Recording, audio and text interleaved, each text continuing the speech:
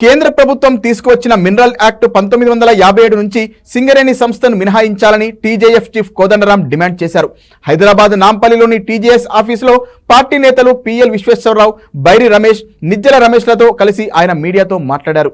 ఇందుకు కేంద్ర మంత్రి కిషన్ రెడ్డి చొరవ చూపాలని, ఈ అంశంపై మాట్లాడేందుకు త్వరలో ఆయనను కలుస్తానని చెప్పారు. సింగరేణి సంస్థను మినరల్ యాక్ట్ 1957 నుంచి మినహాయించాలని టీజేఎస్ చీఫ్ కోదండరాం కేంద్ర ప్రభుత్వాన్ని కోరారు. ఈ సందర్భంగా నాంపల్లి పార్టీ కార్యాలయంలో ఏర్పాటు చేసిన మీడియా సమావేశంలో మాట్లాడారు. తెలంగాణ అభివృద్ధికి సింగరేణి ఎంతో ముఖ్యమని, సంస్థ పరిరక్షణ కోసం ఉద్యమించేందుకు వెనకాడబోమన్నారు.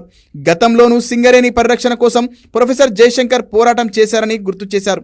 సింగరేణిని కాపాడుకోవాల్సిన బాధ్యత అందరిపై ఉందని, సేవ్ సింగరేణి పేరుతో మరో ఉద్యమం ప్రారంభిస్తామని తెలిపారు. కొత్త గనులు కేటాయించేలా కేంద్ర ప్రభుత్వం చొరవ తీసుకోవాలని ఈ సందర్భంగా కోరారు. శ్రావణపల్లి గణితవ్య ప్రాంతంలో అటవీ భూభాగం ఎక్కువగా ఉందని, ఇక్కడ బొగ్గు తవ్వితే గ్రామాల్లో కొత్త వివాదాలు తలెత్తుతాయన్నారు. ఓపెన్ కాస్ట్ మైనింగ్ ద్వారా పర్యావరణ విధ్వంసం జరుగుతుందని పేర్కొన్నారు. సింగరేణి అభివృద్ధికి చేపట్టాల్సిన పలు ప్లాన్లు తమ వద్ద ఉన్నాయని, వీటిని ప్రభుత్వానికి అందిస్తామని చెప్పారు.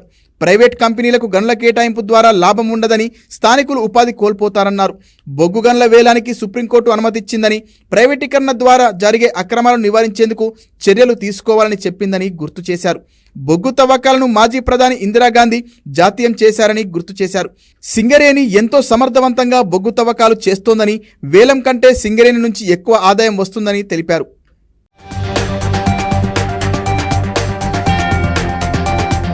అనేది బొగ్గు ఉత్పత్తితో పాటు సామాజిక మార్పుకు దోహదపడేటువంటి కంపెనీ.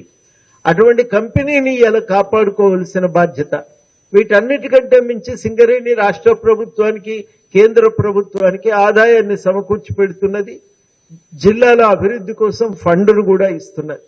అట్లాంటి కంపెనీని ఇలా కాపాడుకోవటం అనేది తెలంగాణలో ఉన్న ప్రతి ఒక్కరి బాధ్యత. కిషన్ రెడ్డి గారిది కూడా అది ఒక కీలకమైన బాధ్యత అవుతుంది తెలంగాణ బిడ్డగా. కేంద్ర ప్రభుత్వం తప్పకుండా ఈ బొగ్గు గనులను ప్రైవేట్ చేస్తామంటే కుదరదు. చారిత్రక సందర్భాన్ని బట్టి వ్యవహరించాలి. సింగరేణి వాస్తవానికి దక్కవలసినటువంటి మైన్స్, ఆ చట్టం పాస్ అయినప్పుడు పార్లమెంట్లో టీఆర్ఎస్ వారు అప్పుడు కేంద్రంతో కొంత సఖ్యతనే ఉండే, మరి చాలా విషయాలపైన వీళ్ళు మద్దతు కూడా ఇచ్చిండ్రు. ఈ విషయాల్లో బీఆర్ఎస్ ఖచ్చితంగా బోన్లో నిలబడే ఉంది. మేము ఆపినమని అంటున్నారు కానీ ప్రైవేటీకరణను అడ్డుకున్నట్టుగానే కనబడ్డారు. కానీ వాళ్ళు కూడా ప్రైవేటీకరణను పరోక్షంగా ప్రోత్సహించారు. అందులో కొన్ని సందర్భాలలో వాళ్ళందరూ కూడా దాని నుంచి మరి ఏదో ఒక రకంగా అది వాళ్లకు దానికి అనుకూలంగానే వాళ్ళు వ్యవహరించారు తప్ప దానికి వ్యతిరేకంగా వాళ్ళు నిర్ణయం తీసుకోలేకపోయినారు.